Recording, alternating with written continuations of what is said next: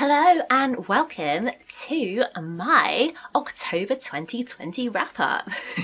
So if you've seen my September wrap-up, you'll know that in September I read 31 books, and don't worry, this video isn't going to be that long. However, it was still a pretty good reading month as I read 10 books, some of them very, very good, and I'm going to tell you about them now. So the first book I finished reading in October 2020 was Daisy Jones and the Six by Taylor Jenkins Reid. I listened to the audiobook, which was just fabulous. I had had so much hype for this book and it totally lived up to it. So it's about a band in the 60s basically the story of their rise and fall. The main character is Daisy Jones, who is in her late teens, and she wants to be a singer-songwriter, and her manager pairs her up with this band called The Six, and they record some songs together and they end up going on tour together, and her being there kind of creates some tensions and exposes some tensions that were already there within the band, and it's basically about why they broke up. You know that from the very start of the book, so that's not a spoiler. And the audiobook is a full cast recording, so all the characters have different voices, different actors, and the emotion that comes through in the way that this story is told. So it's basically like snippets. They're kind of being interviewed for this book, and so the characters take it in turns to speak and tell their side of a story, their interpretation of a story. There's a lot of unreliable narrators and people remembering things differently or not telling the truth. And, you know, in some situations it's up to you to decide what you think the true story is, whether someone's lying to make themselves look better or what. And yeah, it's very, very interesting and a lot of fun, and I loved it. It was brilliant. The next book I finished reading in October was The Earl I Ruined by Scarlett Peckham. This is a Regency romance novel that one day Sarah Manning, who's one of my favourite authors, posted about on Twitter. She was like, it's 99p and it's really good. And you know what, I was in the mood for a romance book, so I bought it. So there were some elements of the romance that weren't to my taste, but overall I thought it was really enjoyable. It's basically about a woman who has inadvertently destroyed the reputation of a good man, and so she says to him, to save your reputation, let's get married. And he's like, but we can't actually get married. And she's like, okay, so fake engagement, right? If you love fake engagement tropes, this book is definitely one for you. Yeah, that's about it. Nothing more to say. It was a romance, pretty straightforward. As I say, there were some elements of how it played out that I wasn't too keen on, but nothing that wouldn't put me off trying the author's other books to see if things are a bit different. Yeah. The next book I finished reading in October was my favourite book of the month, Outsiders, which is a short story collection published by Three of Cups Press. I was really excited to read this because I loved the theme of the anthology, which is outsiders, people who don't fit in, who live outside the norm, who have something about them that's extraordinary or different. And so yeah, I contributed to the crowdfunding campaign, and I was really excited for this to arrive, and I read it for my short story book club and we loved it. It was so good. The stories are just so varied and they're all brilliant, and they're all quite short stories as well, which is something that I'm really interested in reading more of, because I've been trying to write short stories because that's sort of the length that they have to be entered into competitions and submitted to most magazines. So it was really, really brilliant to read some of the shorter short stories in this book rather than the longer ones, which I've read in quite a lot of anthologies and collections recently.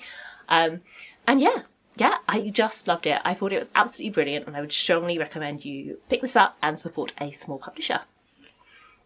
The next book that I finished reading was another audiobook. So I wanted some more short stories, and I thought, if I listen to short story audiobooks, that could be a really nice way of relaxing at the end of the day.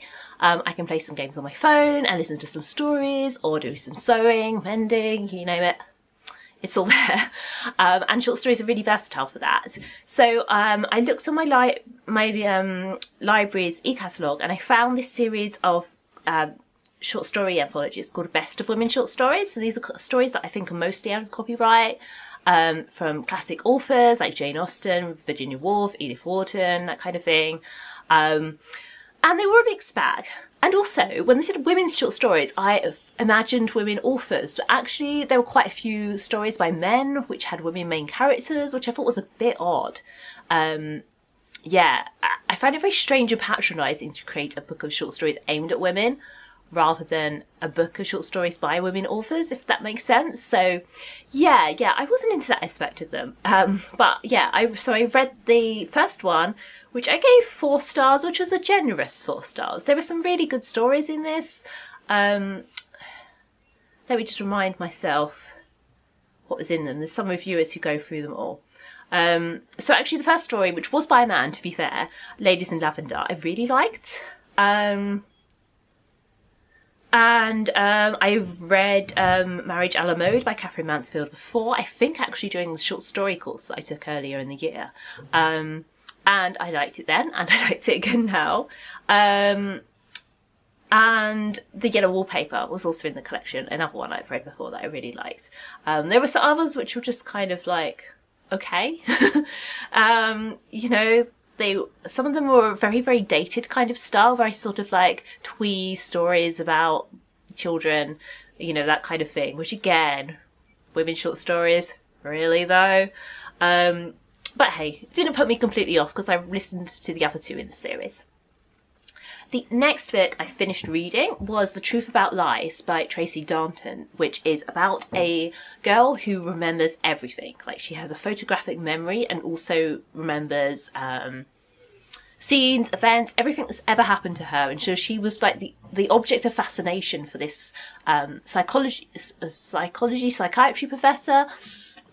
She was involved in this big study from a very young age, and she's basically run away and gone to hide in a boarding school under an assumed identity, hoping that eventually she'll be able to escape to the US. But her past catches up with her, and she begins to realise that maybe things aren't all as they seem, and maybe her memory isn't all as it seems.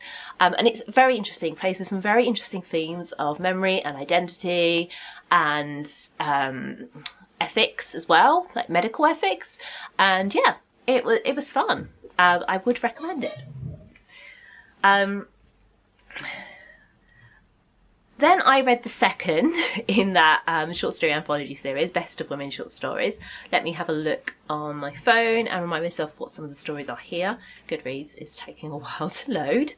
Bad times. Oh, here we go. There's a Jane Austen short story, which is actually not a short story, but an abandoned novel, like a novel that she never finished. And it's really annoying because it just stops. And I wasn't really sure what I was meant to get from that. There was a story called A Pair of Silk Stockings by Kate Chopin, which I really liked. And another Catherine Mansfield story called Bliss, which I really liked. But yeah, not really sure. I liked The Legacy by Virginia Woolf. That was okay. Yeah. But yeah, other than that, yeah, there was some stuff which wasn't amazing. But it was actually the third collection, third anthology, which I disliked the most, and I'll tell you about that one later. So the next book that I finished reading, I went back on my YA contemporary kick, and I read Stella by Helen Eve, which is a kind of it's kind of a bit of a Great Expectations retelling, but really just about Estella.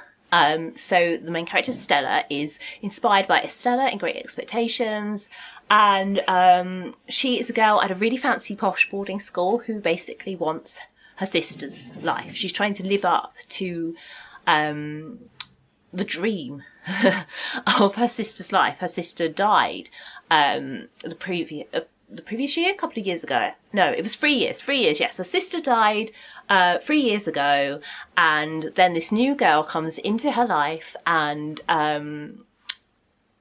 becomes part of her friendship group. And at first, this other girl, Caitlin, who's come from the US, isn't so sure about it, but then they kind of end up in a bit of a Mean Girl battle.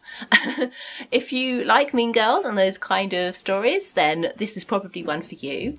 I didn't find it the most surprising. I found it a little bit predictable, but I did really enjoy it. What I actually enjoyed more was the prequel, Sienna, which is a true prequel because it was published after Stella, and because it's interesting, even though I knew what was going to happen, because this is about the older sister, I found it more interesting because it really went into the family dynamics between Stella, Sienna, and their youngest sister.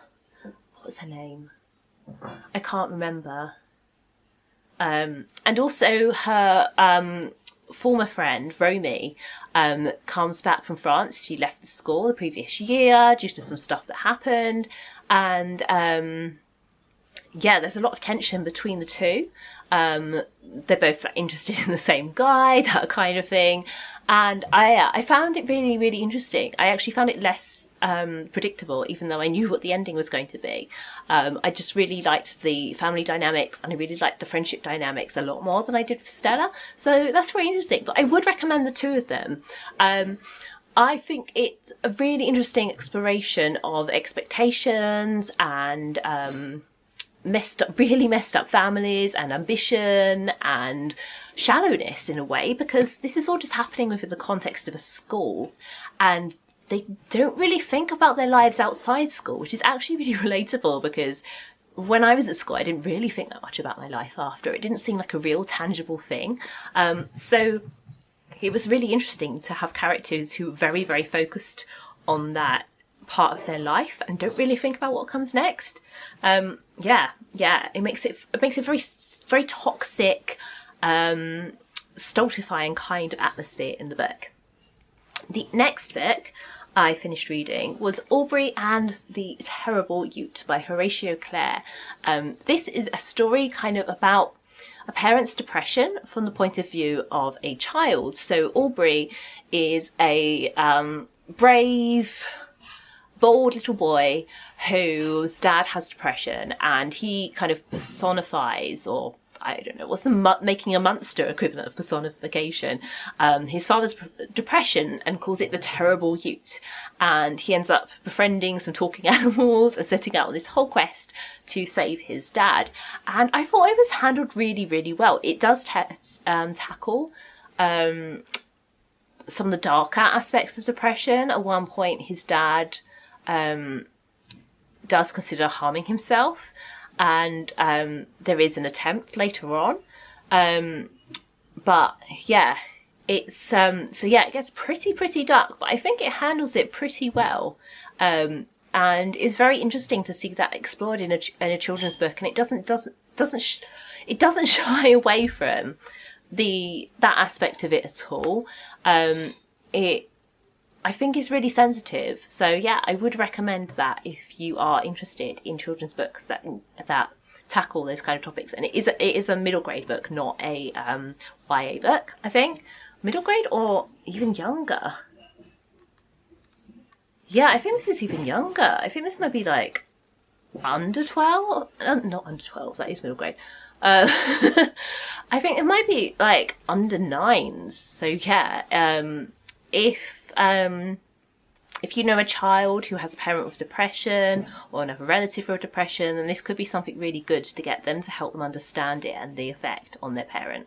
The last book I finished reading in October was the last of the Best of Women short stories collection. So I really liked the Louisa M. Alcott stories in this collection. That's the first thing that comes into my mind when I think of this. Is there a list? Has nobody reviewed all of the individual stories like they have on the others?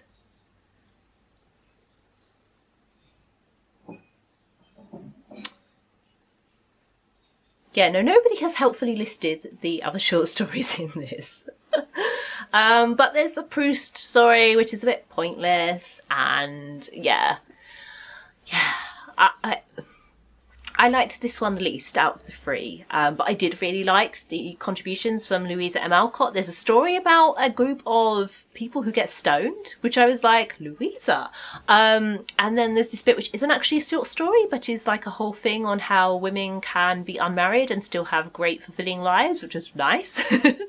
But not a short story. Don't know why it was in here. It's more of a sort of essay, I guess. Yeah, definitely not a short story. Odd choice, odd choice. Anyway, that was all of the books that I read in October. As I said at the time, my absolute favourite book of the month was Outsiders. Please do check it out and support Small Press. Not sponsored at all. I don't think I reviewed a single book. Oh no, of course. The Truth About Lies was a proof copy. So yeah, I should have noted that at the time. But yes, it was a proof copy. So yeah, from Stripes Publishing.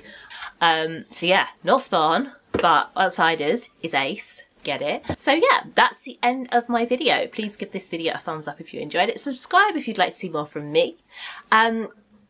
You will get another video very, very soon, as I am filming some more over the next few days. So keep watching.